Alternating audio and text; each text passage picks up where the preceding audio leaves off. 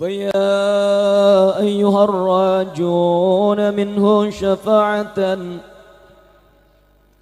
صلوا عليه وسلموا تسليما اللهم صل وسلم وبارك عليه وعلى آله أيها الراجون منه شفاعة.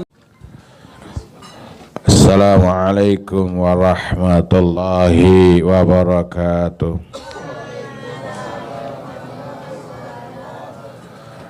Bismillahirrahmanirrahim. Alhamdulillahilladzi hadana lihadza wa ma kunna linahtadiya laula an hadanallah.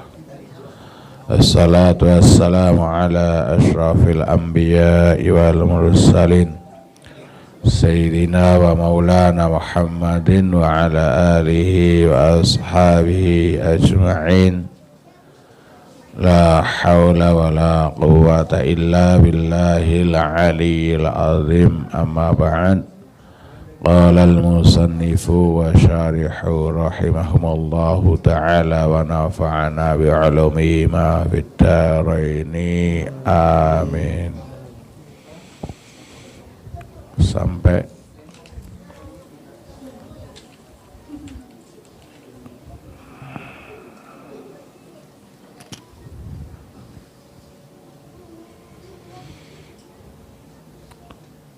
wal mar'atu khalifu rajul fi arba'ati asya.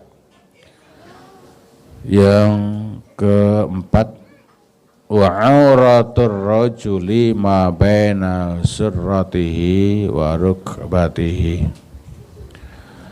Wa auratur rajuli, auratnya orang laki-laki, ma itu anggota tubuh, baina surratihi antara pusarnya, wa rukbatihi dan lututnya.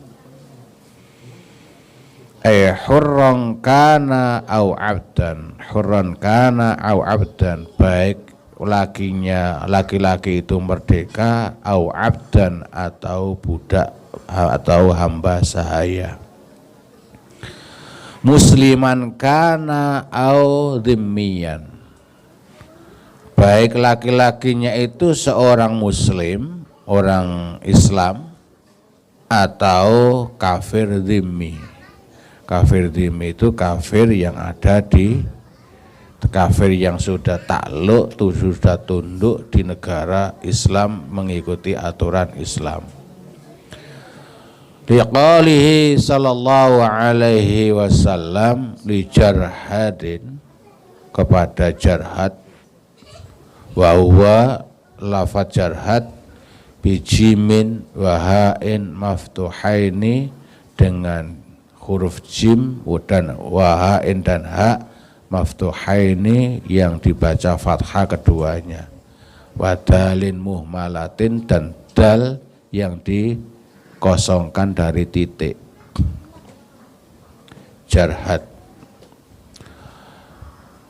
Sabdanya Rasulullah, ghatti fakhdaka, ghatti fakhdaka, ghatti tutuplah fakhdaka pada paha kamu, fa innal fakhda, karena sesungguhnya paha, auratun itu aurat. Jadi kalau orang pakai celana pendek kok di atas lutut, berarti dosanya dosa membuka aurat. Makanya kalau mau sepak bola pakai celana komprang nggak apa-apa. Kalau pakai celana komprang itu kan berarti nutup sampai bawah lutut. Kalau santri dulu itu walaupun main sepak bola pakai sarung, pakai sarung sepak bolanya. Qala, berkata At-Tirmidzi, Imam At-Tirmidzi, hadisun hasanun, hadis ghatti fakhdaka fa innal fakhda aurah adalah hadis hasan. Wa qauluhu ma baina surratihi wa rukbatihi, ucapan yang dikemukakan oleh Abu Suja disarai oleh Imam Taqiyuddin. Kata-kata ma baina surratihi wa rukbatihi, anggota tubuh antara pusar dan lutut, yukhadhu minhu, bisa diambil kesimpulan minhu dari kata-kata tersebut, annasurrota, bahwa sesungguhnya pusar, warukbata dan lutut, laisata minal aurat, pusar dan lutut itu tidak masuk aurat, karena yang disebut aurat untuk laki-laki adalah antara pusar dan lutut. Jadi pusar dan lututnya tidak termasuk aurat. Berbeda ketika orang wa ghuslul yadaini ilal mirfaqaini, maka lutut wajib dibasuh karena lutut bagian daripada yang wajib dibasuh. Tapi ini ma baina surrah wa rukbah, anggota tubuh antara pusar dan lutut. Jadi kalau bapak-bapak, saya ingat dulu orang itu masih khusyuk-khusyuk, masih taat-taat. Orang datang pergi ke sawah itu kalau zuhur nggak pulang, tapi sholatnya di sawah. Pakai celana komprang, nggak pakai baju nggak apa-apa. Jadi ada seorang sahabat yang kaya raya, tapi kalau sholat selalu yang penting auratnya tertutup, yakni Abdurrahman bin Auf. Kurang apa kayanya Abdurrahman bin Auf? Kalau sholat itu hanya pakai izar, hanya pakai kain, hanya pakai sarung. Ketika beliau ditanya, kenapa engkau ketika sholat hanya pakai sarung? Supaya tidak menjadi keharusan orang sholat itu pakai gamis, pakai baju koko, pakai yang sifatnya rapi. Itu jawabannya Abdurrahman bin Auf. Sekali-kali kalau bapak-bapak sholat nggak ada orang, ya latihan lah. Diamalkan, ilmu itu kalau manfaat diamalkan. Sholat aja pakai sarung, sarungnya nutupi sampai pusar, nggak pakai baju nggak apa-apa, ya. Pakai sarung. Kadang-kadang kan ada orang itu malas sholat gara-gara mau sholat itu kelamaan rapi-rapi, kelamaan berpakaian. Wah, nanti pakai ini, apalagi baju kokonya agak sempit, nanti susah nyopotnya. Kadang-kadang ada yang orang tidak sholat itu gara-gara males berpakaian. Ya sudahlah, kalau mau sholat kepengen simpel, ya udah pakai sarung aja, yang penting nutupi lutut sampai pusar. Saya kalau semuanya di atas, di lantai 2 kok males turun gitu, ya udah sholat aja pakai sarung. Nggak ada orang, nggak apa-apa. Itu gambaran yang dicontohkan oleh Abdurrahman, sahabat Rasulullah Abdurrahman bin Auf. Kurang apa Abdurrahman bin Auf kayanya? Jadi Abdurrahman bin Auf itu orang yang sampai tidak mau kekayaan. Pernah satu cerita sedikit tentang Abdurrahman bin Auf itu. Abdurrahman bin Auf itu adalah kepala pasar Madinah. Kepala pasar Madinah. Jadi yang mengelola pasar, umpama Jakarta gitu, PD Pasar Jaya, itu kepalanya Abdurrahman bin Auf. Abdurrahman bin Auf itu adalah seorang sahabat yang tidak mau membawa harta atau uang sedikit pun, tapi dikejar-kejar uang.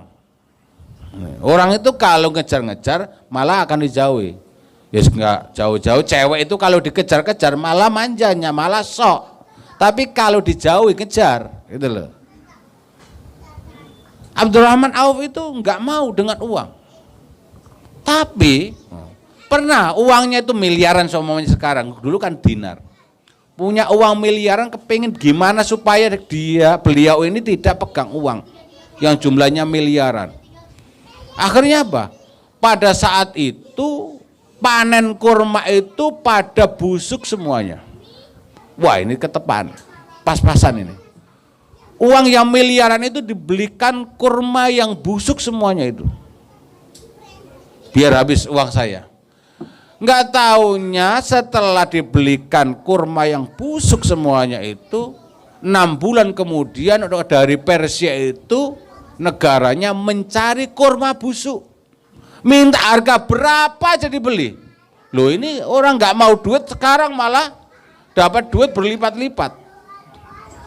Itu ceritanya Abdurrahman bin Auf. Jadi akhirnya duitnya yang hanya 1 miliar malah menjadi 3 miliar. Padahal beliau nggak pengen punya atau pegang uang.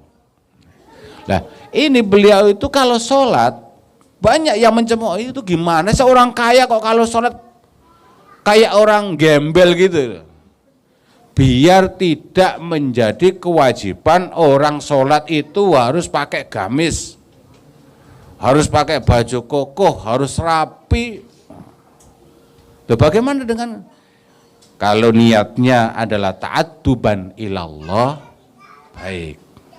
Tapi kalau niatnya datang ke masjid baju baru biar lihat orang, pakai gamis biar dipandang, habis berangkat haji biar dipandang, wah, biar nanti dihormati orang lain, ini malah yang akan menjadikan hal itu mengurangi pahalanya orang yang berpakaian rapi. Jadi kalau sholat untuk laki-laki yang wajib ditutup adalah ma baina surrah warukbah, anggota tubuh antara pusar dan lutut. Dasarnya adalah hadis Rasulullah kepada Jarhad, ghatti fakhdaka fa innal fakhda aurah. Tutuplah paha kamu karena sesungguhnya paha itu adalah aurat.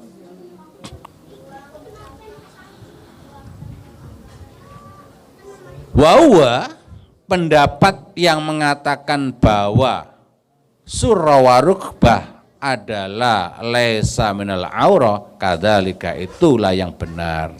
Kadzalika itulah yang benar ala sahihi menurut qaul atau pendapat yang sahih. Alladzi di mana pendapat sahih tersebut menas memastikan alai pada pendapat tersebut asy-Syafi'i, Imam Syafi'i. Wa ammal hurratu, sedangkan untuk auratnya perempuan merdeka, fa auratuha, maka auratnya perempuan merdeka tersebut fi sholati, di dalam salat, jami'u badaniha, itu sekujur tubuhnya, illal wajha, kecuali wajah, wal kaffaini, dan 2 telapak tangan, dhahron wa batnan, dhahron wa batnan. Tolong mbak-mbak, ibu-ibu, auratnya perempuan ketika sholat itu seluruh tubuhnya kecuali wajah dan kedua telapak tangan, zahiran, luar dalam. Kedua telapak tangan luar dalam itu maksudnya apa? Ya yang dalam ya yang luar enggak perlu ditutup. Enggak termasuk aurat. Jadi kan kadang-kadang ada orang yang kalau mukena dulu ya ruko ya. Ruko dulu kan kadang-kadang ada tutupnya di sini nih. Enggak usah. Ada tutupnya di luar kan? Biasanya itu enggak usah. Cukup sampai pergelangan ini yang ditutup untuk anggota tubuhnya perempuan ketika sholat. Ilal ku'aini, sampai pergelangan tangan. Pergelangan tangan ini mana? Ya ugel-ugel yang bisa, yang ada ros-rosan, yang bisa sendi, yang ada sendinya ini. Liqouli ta'ala, karena sabdanya Rasulullah sallallahu alaihi wasallam, liqouli ta'ala, karena firman Allah Ta'ala, wala yubdina zinatahunna illa ma dhahara minha, wala yubdina lan tidak diperbolehkan memperlihatkan perempuan-perempuan zinatahunna perhiasannya perempuan illa ma dhahara kecuali anggota tubuh dhahara yang kelihatan minha dari zina. Jadi seluruh tubuh wanita itu adalah perhiasan. Seluruh tubuh perempuan itu perhiasan. Ini adalah aurat di dalam sholat, ya. Ini adalah aurat di dalam sholat. Kalau menurut Syafi'i, aurat perempuan di luar sholat itu seluruh tubuhnya. Maka yang benar adalah perempuan-perempuan yang pakai cadar. Kalau dulu kan kalau ada perempuan pakai cadar teroris, tapi sekarang Pak Jokowi ngulangi ngajari pakai cadar semuanya. Kan wajib pakai masker. Ya.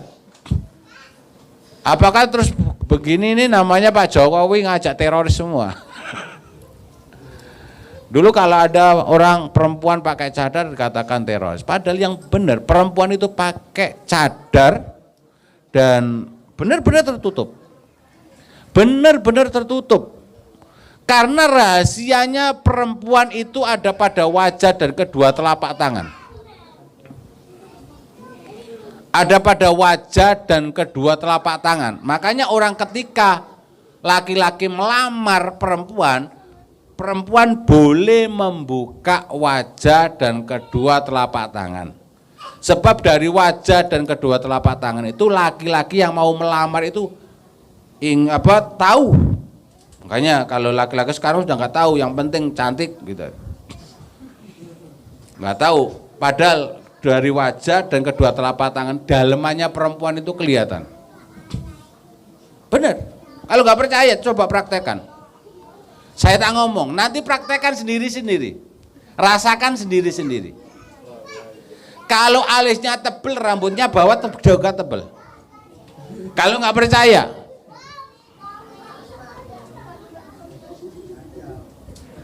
ya satu aja. Saya nggak semuanya. Kalau semuanya, wah porno ini. Kalau alisnya tebel, biasanya rambutnya bawah tebel. Yang susah lagi, yang dihindari, ini ada kitabnya ya, namanya Kitabun Nikah. Laki-laki itu biasanya tidak boleh, tolong dihindari, cari perempuan yang alisnya gandeng. Cantik, manis kalau alisnya gandeng perempuan itu, tapi itu biasanya jahat sama suami. Kedua, jangan cari perempuan yang matanya biru. Sebab perempuan yang matanya biru ini doyanan, bisa-bisa laki-lakinya nggak kuat. Loh, saya tunjukkan rahasianya perempuan itu di wajah.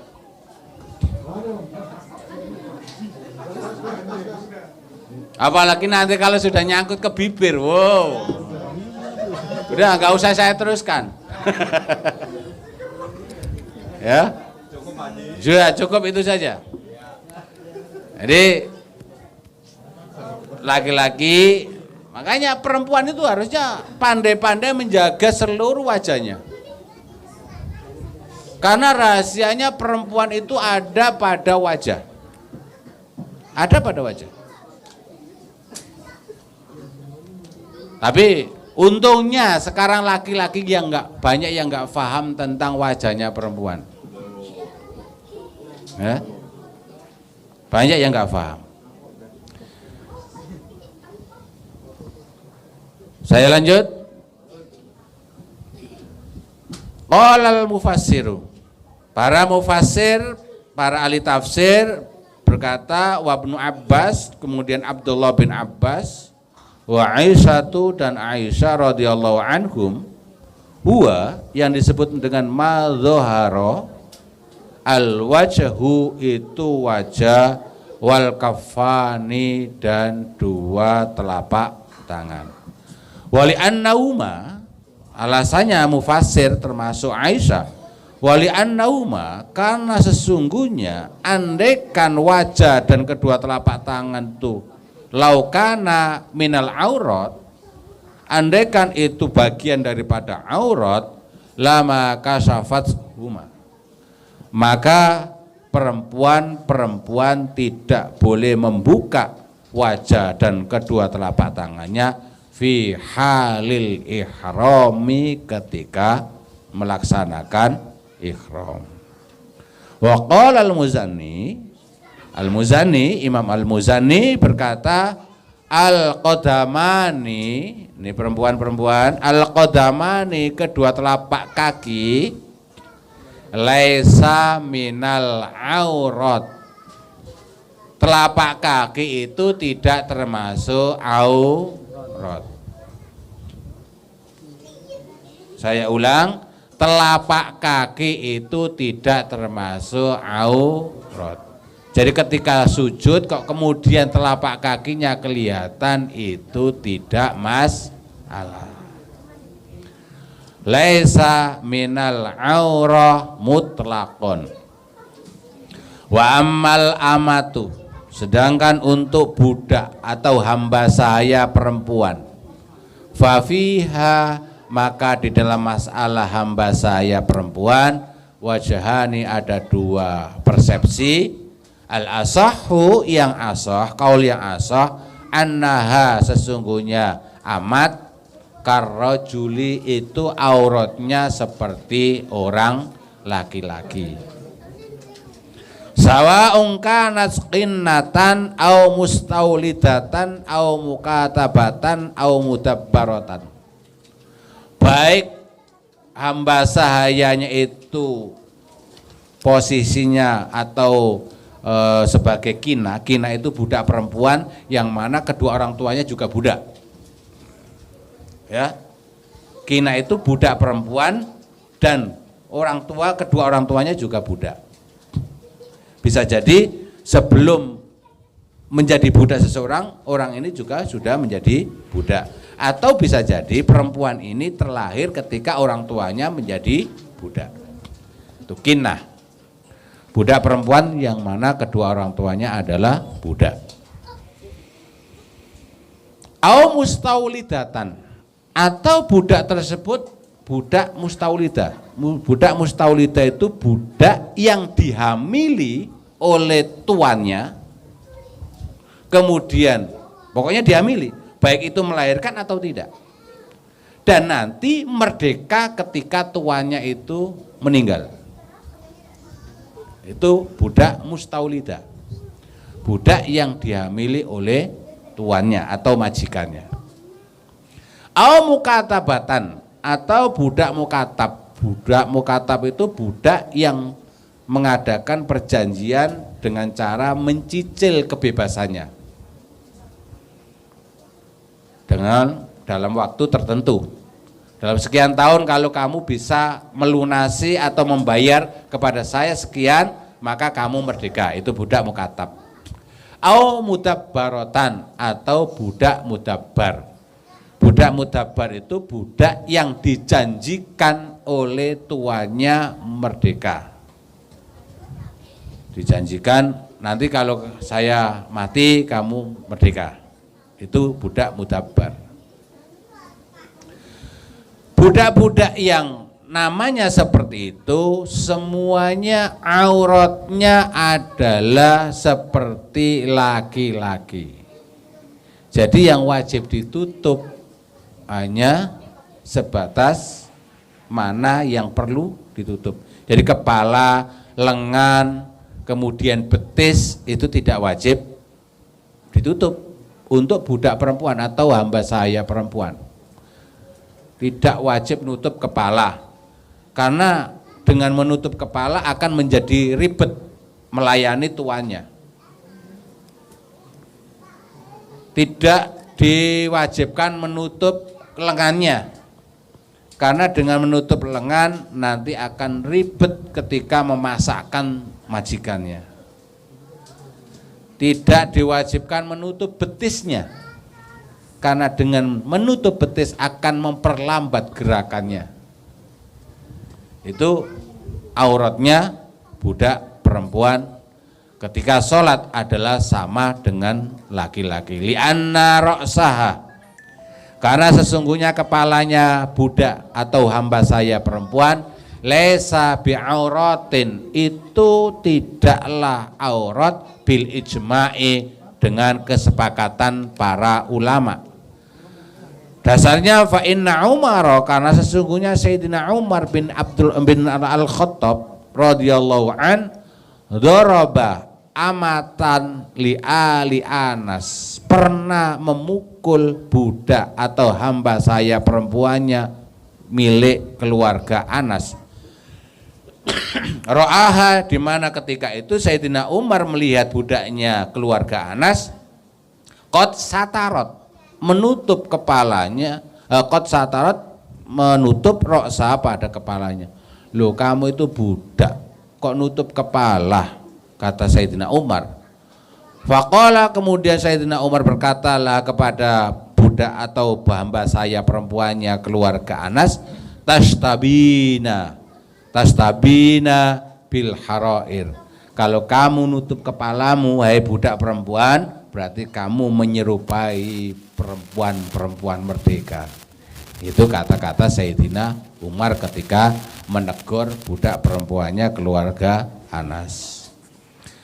Wa man la yakunu ra'su aurah, maka barang siapa yang kepalanya itu tidak termasuk aurat, takunu auratuhu ma baina surratihi wa rukbatihi, maka auratnya adalah anggota tubuh antara pusar dan lutut, karrojuli, seperti laki-laki. Wa qila ma yabdu minha fi halil khidmati, ada yang mengatakan bahwa auratnya hamba saya perempuan itu adalah mana-mana yang ketika melayani itu boleh kelihatan, laisa bi aurah, maka itu tidaklah termasuk aurat. Wa huwa, yang namanya mayabtu minha fi halil khidmah, ar-ra'su, kepala, waraqabatu, leher, was-sa'idu, lengan, wa tarfus saqi, dan ujung betis. Ini tidak termasuk aurat. Laisa, semuanya itu bi'aurah, itu disebut, itu termasuk aurat. Li'annaha, karena sesungguhnya amat, budak atau hamba saya perempuan, muhtajatun, itu membutuhkan ila kasfihi, untuk membuka hal tersebut, wa yasaru alaiha, dan akan mudah bagi amat tersebut satruhu,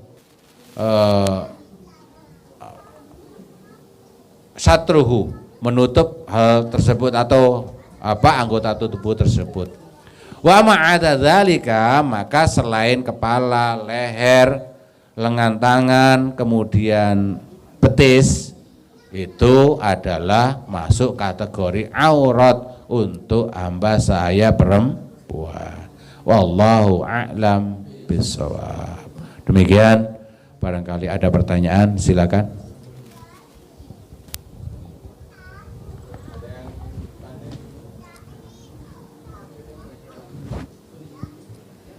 Assalamualaikum warahmatullahi wabarakatuh.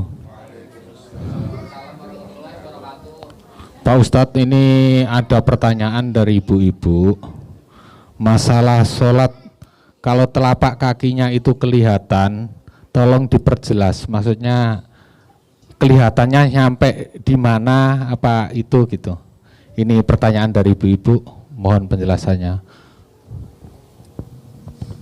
Jadi kalau telapak tangan itu adalah, kalau kedua telapak kita adu, itu namanya dalamnya telapak tangan. Begitu juga dengan telapak kaki. Batasannya yang gampang itu yang kelihatan putih, ya, yang kelihatan putih dari telapak kaki, itulah telapak kaki. Standarnya biasanya yang paling gampang itu orang yang kakinya hitam. Kalau kakinya putih biasanya susah membedakan antara ini masuk kategori telapak kaki atau luar telapak kaki. Jadi kalau untuk perempuan kadang-kadang kan ada yang sholat telapak kakinya kelihatan. Pernah dulu sudah saya jelaskan bahwa yang namanya menutup satru ya, yang namanya menutup aurat, menutup di dalam aurat dengan menutup di dalam masalah khuf, sepatu apa?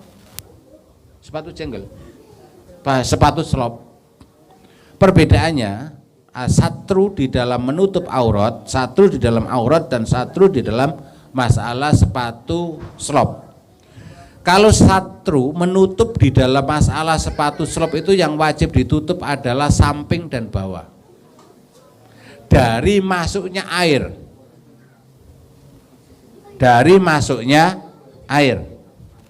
Saya ulang, satru di dalam masalah muza, sepatu slop. Sepatu slop, orang itu kalau pakai sepatu slop, selama sepatu slopnya itu suci, itu kalau wudhu boleh tidak dilepas, hanya sepatunya yang diusap. Kalau orang mukim bisa sampai 24 jam, mulai batalnya wudhu, tanpa melepas sepatu slopnya. Walaupun tuh nggak ada udzur apa-apa. Walaupun nggak ada udzur apa-apa, orang itu pakai sepatu slop. Maka syaratnya sepatu slopnya harus kuat, menutup sampai mata kaki. Kemudian menutup dari masuknya air ke dalam, yang wajib ditutup adalah bawah dan samping. Kalau masalah menutup untuk masalah muza. Kalau menutup untuk aurat ketika sholat, yang wajib ditutup adalah atas dan samping. Dari pandangan mata. Menutup aurat di dalam sholat adalah menutup atas dan samping dari pandangan mata. Jadi walaupun tuh rapet samping atas, rapet, tapi bisa dilihat oleh mata karena pakai baju plastik. Loh, nggak boleh. Harus menutup dari pandangan mata, yang harus ditutup adalah atas dan bawah, atas dan samping. Jadi kalau ada orang pakai gamis ya, ini saya ini. Ada orang pakai gamis, hanya pakai gamis, nggak pakai rangkepan lagi di dalamnya. Kemudian kancingnya di atas ini nggak tertutup, dan dilihat dari atas ini barangnya kelihatan gondal-gandul. Nah itu nggak boleh, paham ya? Karena yang wajib ditutup adalah atas dan samping. Pada standarnya apa? Standarnya adalah ketika berdiri. Jadi ketika sujud kemudian ada orang laki-laki atau perempuan, laki-laki yang tadi batas auratnya adalah ma baina surah wa rukbah, anggota tubuh antara pusar dan lutut. Ada orang ketika sholat sambil berdiri auratnya sudah tertutup. Sambil berdiri, atas dan samping tertutup. Tapi ketika sujud pahanya kelihatan, tidak masalah.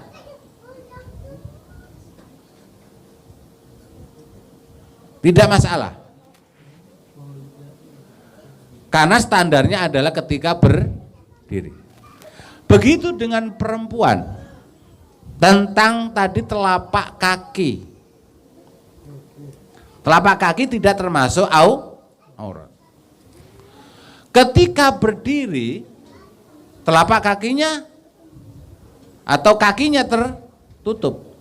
Ketika sujud, telapak kakinya kelihatan. Itu tidak masalah, dan itu ada dua hal. Pertama, satu, ketika berdiri sudah tertutup Yang kedua adalah tidak termasuk aurat. Itu perbedaannya. Tentang menutup aurat dan menutup muza. Jadi yang wajib ditutup adalah atas dan samping untuk menutup aurat. Yang wajib ditutup atas dan samping dari pandangan mata. Bagaimana? Ada pembahasan yang lebih dalam lagi. Bagaimana seumpamanya nggak punya pakaian, kemudian tubuhnya itu ditutup pakai lumpur, ya nggak apa-apa. Ditutup pakai lumpur nggak apa-apa. Jadi menutup aurat itu wajib. Walaupun toh sholat sendirian di tempat gelap, tetap wajib nutup aurat. Selama itu masih punya alat penutup. Kecuali kalau sudah tidak punya sama sekali. Nggak ada kain sama sekali yang bisa untuk menutupi aurat. Maka cari sesuatu dulu yang bisa digunakan, apapun yang bisa digunakan. Kalau sudah tidak ada, maka boleh telanjang. Ketika telanjang tapi tidak boleh melihat anunya.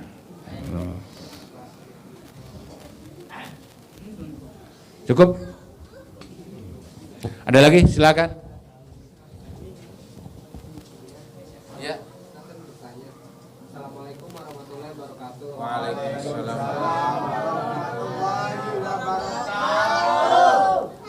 Ustaz, apa benar kalau misalnya sholat di akhir pas sholat ruku terakhir boleh minta satu pertanyaan? Misalnya pas Doa. iya, Ustaz, pas sudah sholat di ruku terakhir kita boleh minta satu permintaan, maksudnya satu permintaan. Iya, doa. Satu permintaan doa. Oke, saya paham. Jadi sebaiknya sholat itu di sujud terakhir. Iya. Itu diperpanjang dan di situ itu tempat kita untuk meminta. Dan itulah tempat sholat yang mustajabah untuk berdoa. Sujud terakhir kita perlama, kita minta. Kalau doanya itu maksurat, warid dari Rasulullah, boleh kita ucapkan. Tapi kalau doanya itu tidak warid, cukup kita batin. Kita baca dalam hati. Ya Allah, saya kepingin istri yang cantik. Dalam hati. Karena tidak ada doa yang warid dari Rasulullah tentang minta istri yang cantik. Ya Allah, saya minta duit 1 miliar. Dalam hati. Ya. Yang panjang nggak apa-apa. Dan itu letak doa yang mustajab. Di sujud terakhir, ketika itu lepaskan beban kepala, mintalah kepada Allah sambil baca tasbih.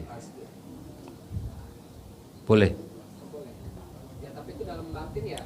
Kalau doanya tidak warid dari Nabi, maka dalam hati. Tapi kalau doanya itu warid dari Nabi, ada doa yang warid dari Nabi, boleh. Contoh, doa yang ada di dalam Al-Quran, Rabbana hablana min azwajina wa dzurriyyatina qurrata a'yun waj'alna lil muttaqina imama. Boleh. Tapi kalau tidak warid, maka dibaca di dalam hati. Yang lain, silakan.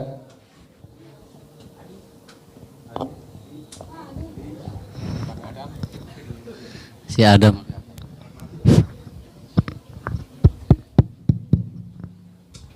Yang masih bujangan nanya apa ya? Ayo. Persiapan. Ayo. Karena laki-laki adalah wajib untuk mengajarkan kepada istrinya dalam beribadah kepada Allah. Jadi kalau nanti ada kesalahan istrinya, yang tanggung jawab di hadapan Allah adalah laki-laki. Bab masalah sholat, masalah ibadah-ibadah yang lain tetap tanggung jawab daripada laki-laki. Jadi kalau laki-laki harus tahu betul tentang seluk-beluk ibadah kepada Allah, di antaranya sholat, wudhu dan lain sebagainya. Tadi dikatakan kalau sholat telapak kakinya kelihatan, mungkinkah cuma telapak kakinya doang gitu? Kan nggak mungkin ya. Sampai jelojor pasti kelihatan. Kalau sekedar telapak kakinya sekali saya kira nggak mungkin. Yang jelas kalau terangkat terlihat mesti di antara yang lain pasti kelihatan. Yang tadi dikatakan telapak kaki tidak termasuk aurat, tapi kalau udah terbuka pasti yang lainnya kelihatan gitu. Bagaimana itu? Tadi sudah saya jelaskan bahwa standar menutup samping dan atas itu ketika berdiri.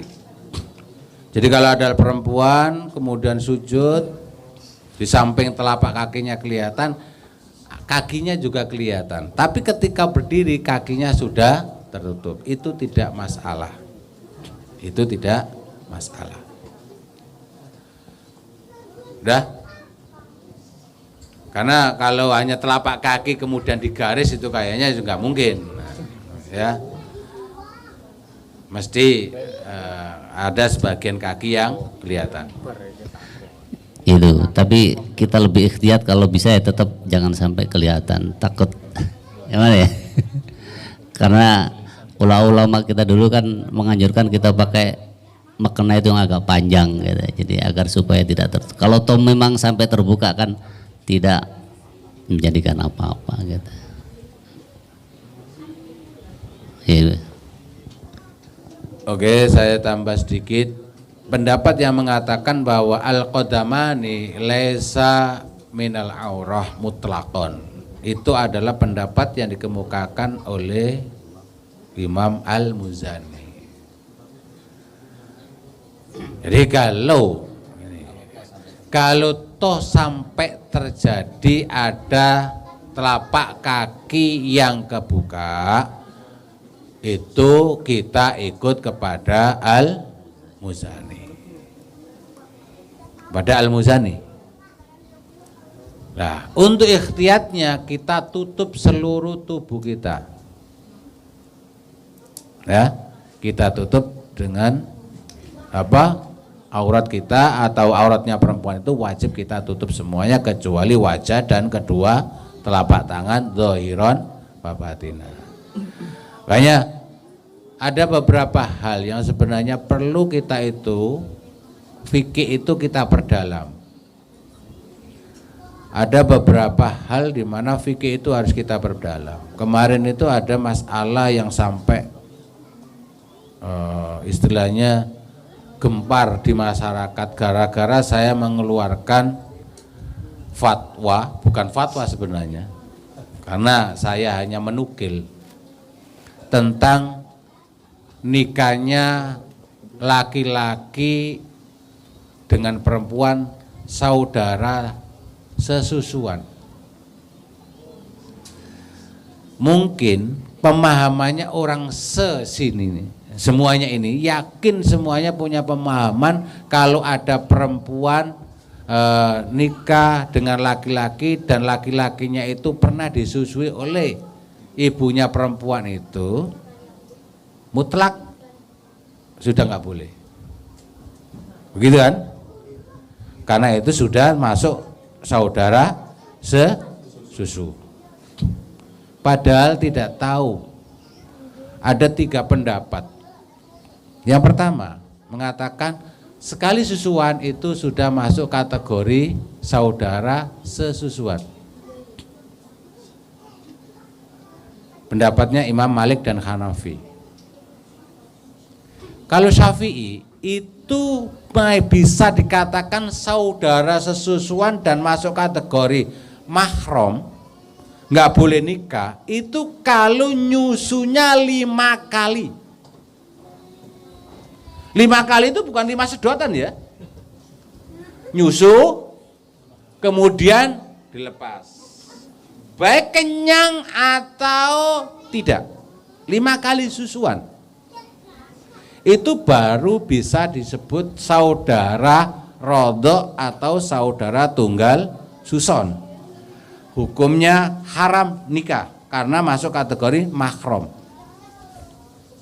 5 kali syaratnya,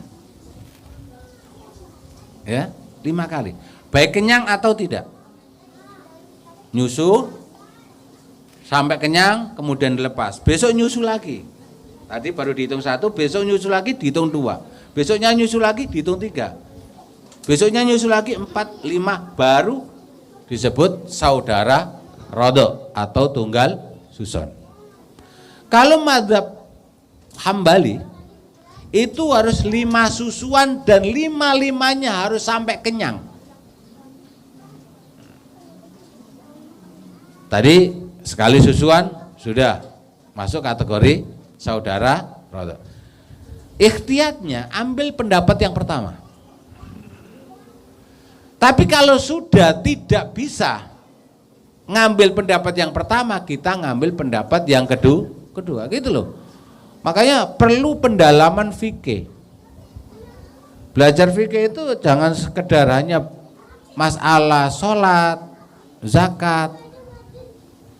Yang penting tahu caranya sholat, tahu caranya zakat, tapi nggak tahu sedetail mungkin. Nggak pernah tahu sedetail mungkin. Sekarang saya tanya masalah zakat. Ini saya berikan gambaran. Di dalam kitab Al-Um itu karangannya Imam Syafi'i. Ini nanti coba kalau kita praktekkan di lapangan, yang ditangani zakat fitrah yang ditangani oleh panitia, bahwa zakat fitrah itu tidak boleh kembali kepada orang yang mengeluarkan zakat.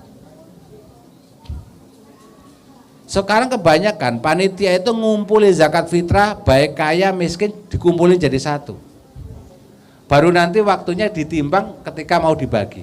Padahal ada zakatnya orang miskin di situ yang dicampur di situ, nanti kembali juga bisa jadi kembali ke orang miskin itu. Itu sebenarnya nggak boleh. Paham ya? Ada nggak boleh itu. Jadi zakat itu nggak boleh kembali kepada orang yang mengeluarkan zakat. Kebanyakan panitia seperti itu.